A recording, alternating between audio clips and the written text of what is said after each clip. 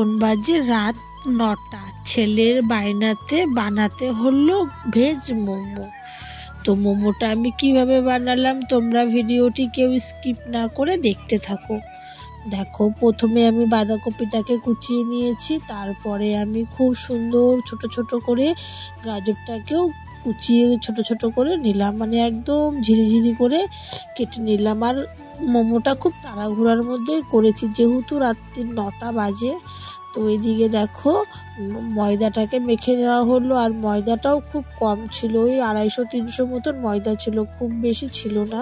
তো মেয়ের বান্ধবী এসে মোমো বানাবে, ও থাকছিল বলে ওকে বললাম তুই তাহলে আটাটা মেখে দে, আর এদিকে আমি তাড়াতাড়ি করে মোমোটার সবজিটা কেটে নিই। তো তোমরা দেখো আমি একে একে করে সবজিটাকে সমস্ত কেটে নিলাম, পেঁয়াজ কেটে নিলাম, বাঁধাকপি কেটে নিলাম, গাজর কেটে নিলাম। এবার আমি লঙ্কা কেটে নিচ্ছি, যেটা আমি খুব কম কাটি লঙ্কা। আমি বেশি কাঁচি দিয়েই লঙ্কা কাটি, কারণ আমার না হাত খুব যে জ্বালা করে হাত, আর কাঁচা লঙ্কা আমি খুব কম বাটি মানে। তো এইদিকে আমি এখন কি করব, কাঁচিটা খুঁজে পাচ্ছি না বলে হাত দিয়ে কেটে নিলাম। আর এদিকে ময়দা মাখাও প্রায় কমপ্লিট হয়ে গেছে, আর ওদিকে আমার সবজি কাটাও কমপ্লিট হয়ে গেছে। এবার তাড়াতাড়ি করে এটাকে ভালো করে ম্যারিনেট করে নেব মশলাটাকে, মানে মশলাটা না সবজিটাকে। আর দেখো নুন দিয়ে ভালো করে চটকে নিচ্ছি জলটাকে বের করে। এটাকে কিন্তু আধ ঘন্টা ঢেকে রাখলে ভালো হতো, তাহলে আরও জল বেরিয়ে যেত। যেহেতু আমার কাছে টাইম নেই, ৯টার সময় মোমো বানাতে বসেছি, তার জন্য আমি আর বেশিক্ষণ ঢেকে রাখিনি, মানে চটকেই সাথে সাথে মোমোটা রেডি করব। তার কারণ যদি ঢেকে রাখা হয় তাহলে নরম হয়ে যায়, বেশ ভালো হয়, সুন্দর হয়ে যায়। কিন্তু ওই যে প্রথমেই বললাম টাইম নেই, হঠাৎ হুট করে ঠিক হলো মোমো খাবে।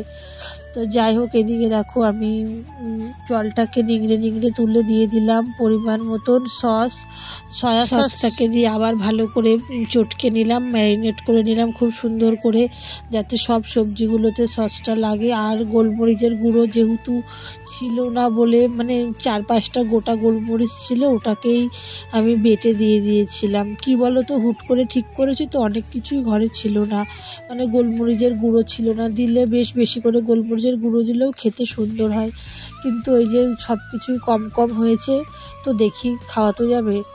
তো এই ভেবেই বানালাম, ছেলেটা বায়না করছে মা মোমো বানাও, তার জন্যই বানাতে হলো। তারপর আমি 10 মিনিট মতন ঢেকে রেখেছিলাম। আর এইদিকে ময়দা মাখাও কমপ্লিট হয়ে গেছে। ময়দা মেখে এই যে ময়দাটাকে গোল করে আমি বেলে নিচ্ছি, রুটির মতন করে বেলে নিয়ে আমি কিভাবে এবারে বানাই ভিডিওটি তোমরা দেখতে থাকো।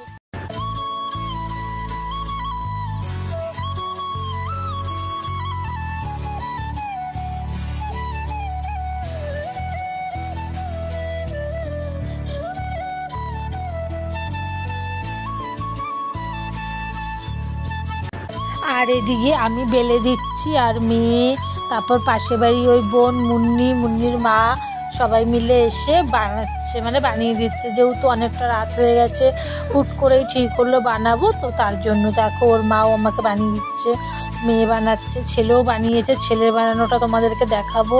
ও সবথেকে স্পেশাল একটা মোমো বানিয়েছে, ওটা নাকি ওই খাবে, তোমরা দেখবে ট্রেতে, মানে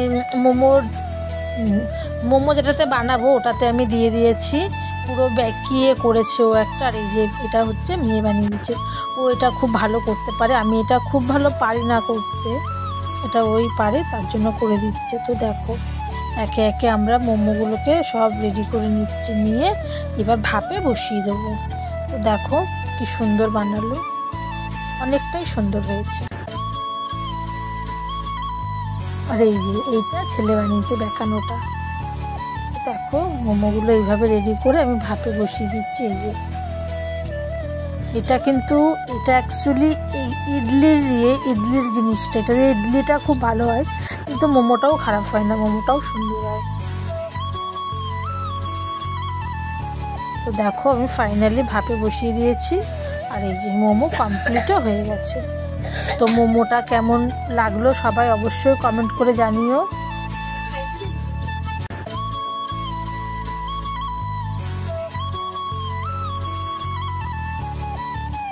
আর ভিডিওটি এখানে শেষ করলাম। তো আমরা এখন মোমো খাই। আর যারা আমার চ্যানেলে নতুন তারা আমার চ্যানেলটিকে অতি অবশ্যই সাবস্ক্রাইব করে পাশে থেকো। আর ভিডিওটি ভালো লাগলে লাইক কমেন্ট শেয়ার করো। পরের দিন নতুন ভিডিও নিয়ে আবার চলে আসবো তোমাদের সামনে। আর এদিকে দেখো মেয়ের বান্ধবী, মেয়ে, ছেলে সবাই মিলে খেতে বসে গেছে। আর ওরা খেয়ে কি বলে কেমন হয়েছে এই বল, কেমন হয়েছে?